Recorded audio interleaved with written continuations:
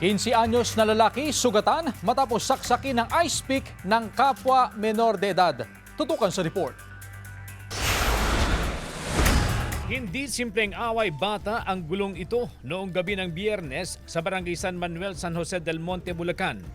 May dala umanong ice pick ang isa sa kanila. Matapos ang komosyon, isang binatilyo ang nasaksak sa likod.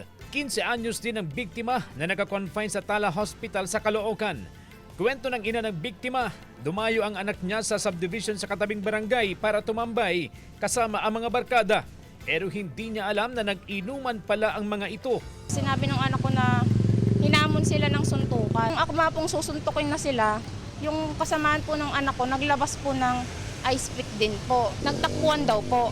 Matapos ang pagtakbo, bumalik niya ang grupo ng nanaksak at may dala na ring ice pick. Noong nagkahabulan, nag-corner ang biktima at nasaksak sa likod. Ang hindi matanggap ng ina ng biktima, sumali rin niya sa pananakit sa anak ang pamilya ng nanaksak. Sabi ng punong barangay, matapos ang saksakan, may unang nagpa-blatter sa kanila. Pero hindi niya alam na ito ang nanaksak at mga magulang nito.